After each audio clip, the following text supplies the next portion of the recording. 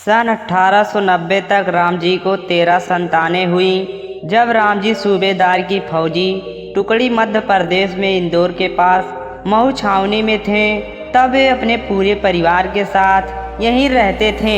यह military camp में 14 अप्रैल 1891 को भीमाबाई को पुत्र रत्न की प्राप्ति हुई।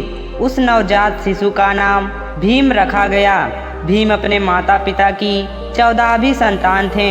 बाबा साहेब बाद में कभी हंसी में कहा करते थे कि मैं अपने माता पिता का 14वां रतन हूँ। परिवार में उसे लाड़ दुलार से भीवा कहकर पुकारते थे और बाद में वे भीमराव के नाम से प्रसिद्ध हुए।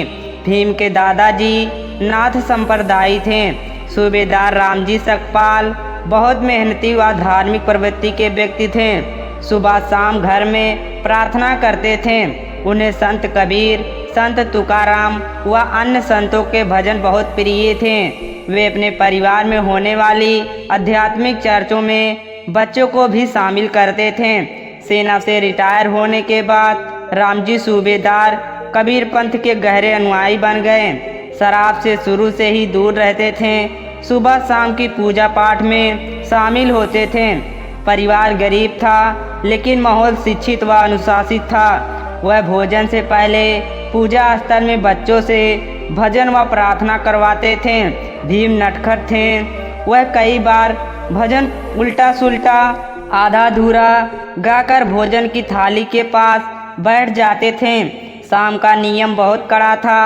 सभी भाई बहनों को पूजा स्थान में उपस्थित होना जरूरी था। जहाँ संतों के दोहे व भजन गाए जाते थे, वहीं भीम की बहनें बहुत मीठी आवाज़ में कबीर के दोहे व भजन गाती थी, तो घर का वातावरण पूरी तरह से आध्यात्मिक हो जाता था।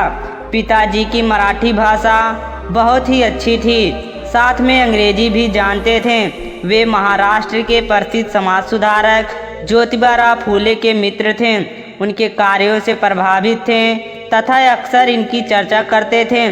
खेलों में रुचि रखने वाले रामजी व्यसनों से दूर रहते थे, जिसका भारी असर उनकी संतानों पर भी पड़ा। इसके अलावा वे अपने समाज के सुधार अधिकार के लिए भी रुचि रखते थे। सन 1892 में बहकावे में आकर ब्रिटिश सरकार ने सेना में बहादुर महारों की भर्ती पर रोक लगा दी, तो रामजी ने इसके खिलाफ आवाज़ उठाई थी। नमो बुद्धाय।